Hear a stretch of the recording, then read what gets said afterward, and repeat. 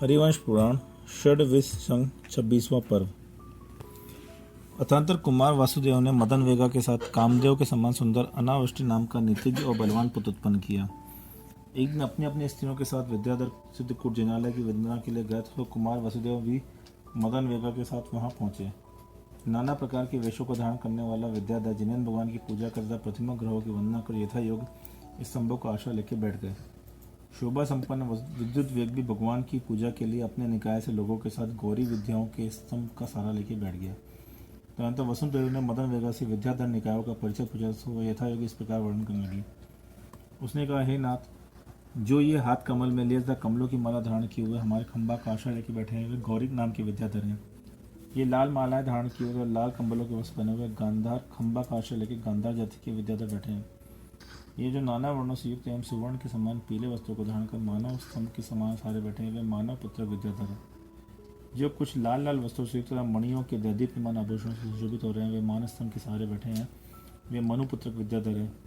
नाना प्रकार की औषधियाँ जिनके हाथ में और नाना प्रकार के आभूषण और मालाएं पहन के औषधि स्तंभ के सहारे बैठे हैं वे मूल वीर विद्याधर हैं। सब ऋतुओं के फूलों के सुगंधि से संयुक्त स्वर्ण में आभरण और मालाओं से धारण जो भूमंडक स्तंभ के समीप बैठे हैं वे अंतभूर्णिचर विद्याधर हैं। हे प्रभु, जो चित्र विचित्र कुंडल पहने हुए और सर्पाकार बाजूबंदों से सुशोभित हैं वे शंकु स्तंभ के समीप बैठे हैं वे शंकुक नाम के विद्याधर हैं। जिनके मुकुटों का सेहरा बंधा हुआ है और जो मणिमय कुंडल दीप्यमान हैं ऐसे कौशिक स्तंभ के आश्रय कौशिक जाति के विद्याधर बैठे हैं। हे स्वामिन, अब संक्षेप में आर्य विद्याधरों का वर्णन किया। अब आप मातंग विद्याधरों के निकाय कहती हैं उनसे सुनिए। जो नील मेघों के समूह के समान श्याम वर्ण और नीले वस्त्र से नीली मालाएं पहने हुए मातंग स्तंभ के समय बैठे हुए मातंग नाम के विद्याधर हैं। जो शमशान की हड्डियों से निर्मित आभूषणों को धारण कर भस्म से धूलि सुसर है वे शमशान स्तंभ के आश्रय में बैठे हुए शमशान निलय नामक विद्याधर हैं। जो ये नीलमणि तथा वैडूर मणि के समान वस्तुओं को धारण किए हुए पांडुर स्तंभ के समीप बैठे हुए पांडुर नाम के विद्याधर हैं।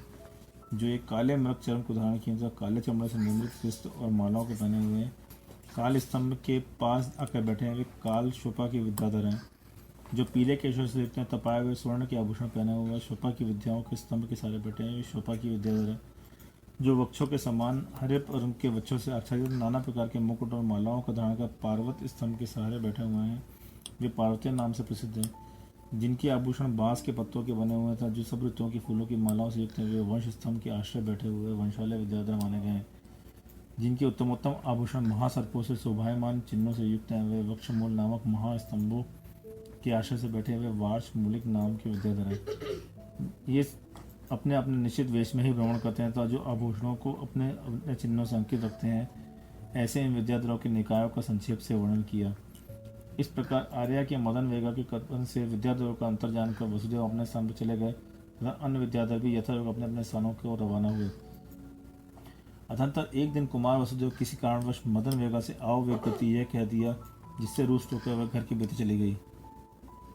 उस समय ऋषिकर विद्याधर की पत्नी विधवा पत्नी शूर्पणखी मदन वेगा को रूप धरकर तथा अपनी प्रभा से महलों को एकदम प्रज्वलित कर छल से वसुदेव को हर ले गई।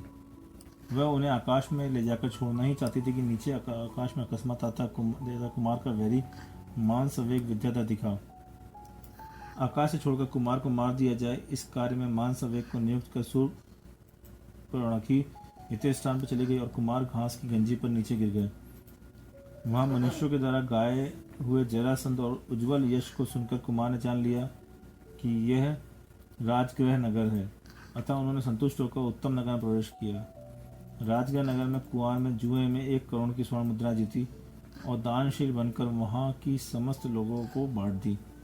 निमित्त ज्ञानियों ने जरासंध को बतलाया कि जो जुए में 1 करोड़ स्वर्ण मुद्रा जीत कर बांट देगा वह तुम्हें मारने वाले पुत्र को उत्पन्न करेगा।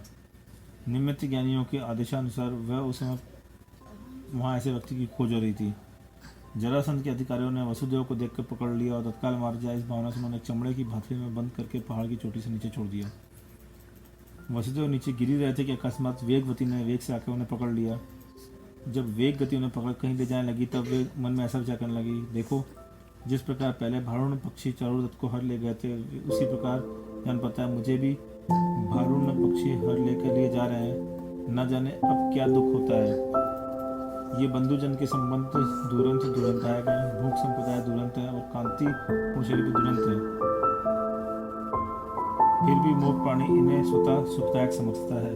जो जीव अकेला ही पुण्य और पाप करता है, अकेला ही सुख और दुख भोगता है और अकेला ही पैदा होता है मरता है, फिर भी आत्मीजनों के संग्रह करने में तत्पर रहता है। वे ही धीर वीर मनुष्य सुखी हैं, वे ही आत्मिक में लगे हुए हैं, जो भोगों से संबंध छोड़कर मोक्ष मार्ग में स्थित है। हमारे कर्म बड़े वजनदार है, इसलिए हम भोग तृष्णा रूपी तरंगों में डूब रहे हैं और सुख दुख की प्राप्ति में ही बार बार परिश्रम करते थे। परंतु इस प्रकार चिंतन करते हुए वीर वसुदेव को वेगवती ने पर्वत तट पर उतारा और भाते से खींचकर बाहर निकाला। पति को देख वेगवती विरह से आकुल हो रोने लगी और वसुदेव भी उसका आलिंगन कर उससे स्वपर के शरीर को असुख देने वाला मौन माना। तुरंत वसुदेव के द्वारा पूछी प्रिया वेगवती ने पति के हरे जाने पर अपने घर जो सुख दुख उठाया था वह सब उसने उसके कहना उठाया। उसने कहा कि आपको विजयात की दोनों श्रेणियों में खोजा, आपको वन और नगरों में देखा और समस्त भरत क्षेत्र में चिरकाल तक भ्रमण किया, परंतु आपको नहीं प्राप्त कर सकी। बहुत घूमने के बाद मैंने आपको वदन वेगा के पास आपको देखा, सो यह विचार किया कि आप यहाँ रहते हुए भले ही आपके साथ वियोग रहे पर आपके दर्शन को पाती रहूंगी। इस विचार से मैंने वहाँ अलक्षित रूप से रहने की इच्छा की, परंतु त्रिशिखर की भार्या शुभ क्षणी मदन वेगा का रूप धारण कर आपके पास आई और मारने की इच्छा से जब आपको आकाश में ले गई, उधर आप पर्वत की चोटी पर आप नीचे गिराए जा रहे थे, उधर बीच में मैं लपक कर आपको पकड़ लिया। इस समय आप पंचनद तीर्थ और हिमंत नामक पर्वत पर विराजमान है। इस प्रकार चंद्रमुखी वेगवती से सब समाचार जानकर वसुदेव नदियों के गंभीर शब्द से सुंदर हिमंत पर्वत की अधिकारियों पर कीड़ा करने लगे। एक दिन कुमार वसुदेव अपनी इच्छा अनुसार वहां घूम रहे थे कि उन्होंने नागपाश से बंधी हुई वन की हस्तिनी के समान नागपाश से मजबूत बंधी हुई एक भाग्यशाली सुंदर कन्या को देखा। उसको देखते ही कुमार का हृदय दया से आर्द्र हो गया। इसलिए उन्होंने जिस प्रकार मुनि संसार के प्राणियों को पाप रूपी वासवश करता है, उसी प्रकार मुख से फैलती हुई कांति से युक्त उस बंधनबद्ध कन्या को पाप मुक्त कर दिया। बंधन से छूटते उस कन्या ने अतर्थिक बंधु वसुदेव को नमस्कार किया और कहा, नाथ आपके प्रसाद से मेरी विद्या सिद्ध हो गई। सुनिए, मैं दक्षिण श्रेणी पर स्थित गगन वल्लभ नगर की रहने वाली राजकन्या हूँ। मेरा नाम बालचंद्रा है और मैं विद्युत दृष्ट वंश में उत्पन्न हुई हूँ। मैं नदी में बैठ के मां से दर्शित करी थी कि शत्रु विद्याधरों ने मुझे नागपाश से बांध दिया और हे प्रभु, आपने मुझे उस बंधन से युक्त कर दिया। हमारे वंश में पहले भी एक केतुमती नाम की कन्या हो गई है। उसे मेरे ही समान पुंडरिक नामक अर्धचक्री ने अचानक आकर बंधन से मुक्त किया था और जिस प्रकार उसी अर्धचक्री की निर्विरोध पत्नी हो गई, उसी प्रकार मैं भी आपकी पत्नी अवश्य होने वाली हूँ। आप यह निश्चित समझ लीजिए। हे नाथ, विद्याधरों के लिए अतिशय दुर्लभ इस विद्या को ग्रहण कीजिए। कन्या के इस प्रकार कहने पर वसुदेव ने यह विद्या मेरी इच्छा से वेगवती के देने योग्य है। कुमार की आज्ञा पाकर वेगवती के लिए वह विद्या दे दी और तुरंत आकाश में उठकर वह गगन वल्लभ नगर चली गई।